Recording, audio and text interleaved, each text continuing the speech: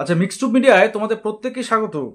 তোমাদের জেনপাস ইউজি 2025 তোমরা যারা ক্যান্ডিডেট রয়েছো, তোমাদের অপেক্ষার অবসান হতে চলেছে। অর্থাৎ আজকেই তোমাদের first round seat allotment result প্রকাশিত হচ্ছে আর কিছুক্ষণের মধ্যেই।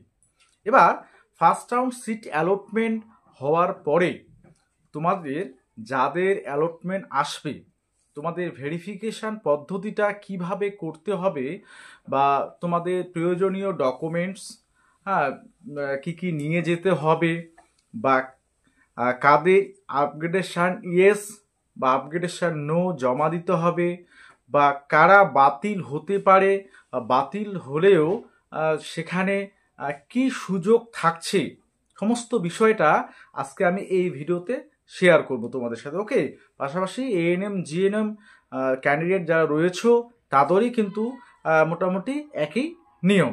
আচ্ছা, প্রথম কথা, ফার্স্ট টাইম থাকলে অবশ্যই সাবস্ক্রাইব করে ভিডিওটা একটু শেয়ার করে দেবে। প্রথমেই আসি যে তোমাদের যখন ফার্স্ট রাউন্ড সিট অ্যালটমেন্ট আসবে কিছুক্ষণ পরেই, তো তোমরা প্রথম কি করবে, দেখবে যে তোমাদের নামে অ্যালটমেন্ট কোনো কলেজ হয়েছে কি না, সে গভর্নমেন্ট বা প্রাইভেট কলেজের ক্ষেত্রে যে কোনো হতে পারে, ঠিক আছে, বা যারা প্যারামেডিক্যালের আছো প্যারামেডিক্যালের ক্ষেত্রে হতে পারে, ঠিক আছে। তো অ্যালটমেন্ট যদি আসে, তোমার প্রথম কাজ, তুমি সেই সিটটা, অর্থাৎ যে কলেজে তোমার সিট পড়েছে বা অ্যালটমেন্ট এসেছে, সেই অ্যালটমেন্টটা তোমাকে অ্যাকসেপ্ট করতে হবে। সিট অ্যাকসেপ্টেন্সের যে বিষয়, সেটা মাস্ট করতেই হবে, ঠিক আছে। তুমি যদি তোমার পছন্দের কলেজ নাও আসে, তাহলেও তোমাকে কিন্তু সিট অ্যাকসেপ্ট, অর্থাৎ 1000 টাকা পেমেন্ট করে সিট অ্যাকসেপ্ট করতে হবে। অ্যালটমেন্ট আইডি সেটা নোট করে নিতে হবে এবং তোমার হচ্ছে অ্যালটমেন্ট লেটার সেটা ডাউনলোড করে নিতে হবে। এটা হচ্ছে মাস্ট। যদি তুমি সেটা করতে না পারো, মানে পছন্দের কলেজ না পেলেও যদি সেটা তুমি না করো, সিট অ্যাকসেপ্ট না করো বা ভেরিফিকেশানে না যাও, তুমি কিন্তু পরের রাউন্ডে আর সুযোগ পাচ্ছ না। এটা একদম মানে যাকে বলে পরিষ্কার কথা। ওকে, তাহলে সিট অ্যাকসেপ্ট করার পরে তোমরা যখন পেমেন্ট পে করবে, সাথে সাথে পেমেন্টের রিসিপ্টটা তোমরা সে পেয়ে যাবে, বা অ্যালটমেন্ট যে লেটার সেটা এবং ইউনিক অ্যালোকেশন যে আইডি সেটা কিন্তু নোট অবশ্যই করে রাখবে। ওকে, তাই ফার্স্ট কাজ এটা গেল। আচ্ছা, এবার আসি তোমাদের, তারপরেই আজকে থেকেই তোমাদের কিন্তু ডকুমেন্ট ভেরিফিকেশান শুরু হয়ে যাচ্ছে। তো আজকের থেকে শুরু হয়ে যাচ্ছে। এবার আজকে তোমাদের যদি দূরবর্তী কোনো কলেজে পড়ে, অর্থাৎ যারা দেখা গেল মোটামুটি অনেক দূরে কোন ডিস্ট্রিক্টে পেলো, তো সেক্ষেত্রে তোমাদের যাতায়াতের সময়টা লাগছে। তো তোমাদের যে ডকুমেন্টসগুলো তোমরা রেডি করেছো, আমি বলে দিই আরেকবার, যে ভেরিফিকেশান যাওয়ার আগে তোমরা কনফার্ম করবে এই ডকুমেন্টসগুলো তুমি নিয়েছো কি না, এবং সাথে তোমাদের অরিজিনাল যে বিষয়গুলো, অরিজিনাল কিছু নিয়ে যেতে হবে ডকুমেন্টস। ওকে, তো ডকুমেন্টসগুলো একবার শুনে নাও। তোমাদের যে প্রভিশনাল সিট অ্যালটমেন্ট লেটার যেটা তোমরা ডাউনলোড করবে সেটা নিয়ে যাবে, র্যাঙ্ক কার্ডটা নিয়ে যাবে, তোমাদের মাধ্যমিকের এডমিট বা বার্থ সার্টিফিকেট, হ্যাঁ, সেটা হচ্ছে তোমাদের জন্মের প্রমাণ হিসাবে নিয়ে যাবে, 12 স্ট্যান্ডার্ড মার্কশিট সাথে সার্টিফিকেটও তোমরা নিয়ে যাবে। হ্যাঁ, সমস্ত ক্যান্ডিডেটের ক্ষেত্রে ডোমিসাইল যে সার্টিফিকেট, সমস্ত ক্যান্ডিডেটের ক্ষেত্রে ডোমিসাইল সার্টিফিকেট প্রথমা তোমাদের 1, 2 যেটা রয়েছে, সেটা নিয়ে যাবে অবশ্যই। হ্যাঁ, এবং পারলে সেগুলো জেরক্স করে এক কপি রাখবে, ঠিক আছে।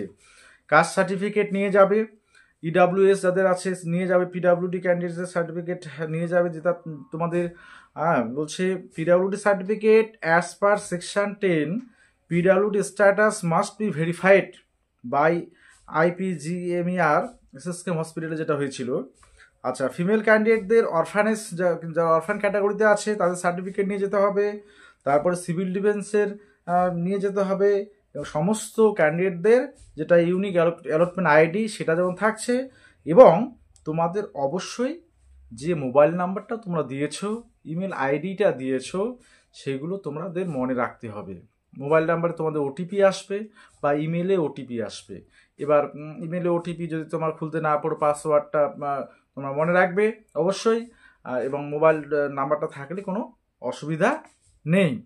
তো আমি বলছি কোন কোন ক্ষেত্রে অসুবিধা হতে পারে। আর একটা বিষয় যে তোমাদের একটা আন্ডারটেকিং আছে, তোমাদের কাউন্সিলিংয়ের নোটিফিকেশানটা সেখানে দেখবে অ্যানেক্সার 1-এ একটা আন্ডারটেকিং আছে যে তুমি যে তথ্যগুলো দিয়েছিলে বা দিয়েছো সেগুলো সবগুলোই মানে একদম সঠিক।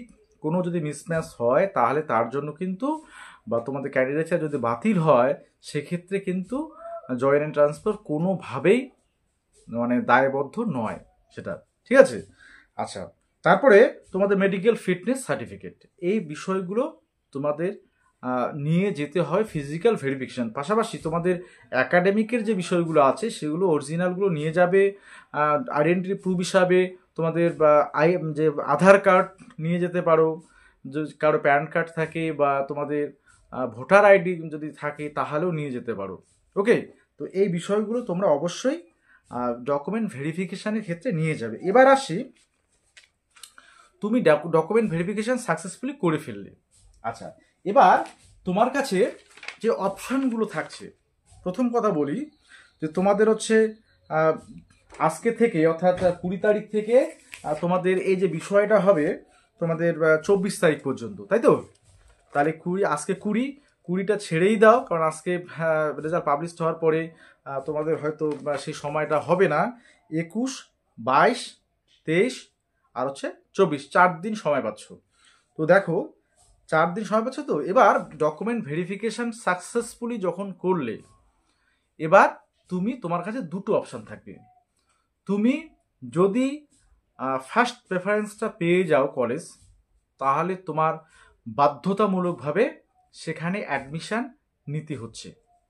যদি তুমি অ্যাডমিশান প্রক্রিয়া কমপ্লিট না করো তাহলে তোমার কিন্তু পরবর্তী কোনো রাউন্ডে আর সুযোগ পাচ্ছ না, সেই সিটটাও তোমার ক্যান্সেল হয়ে যাচ্ছে।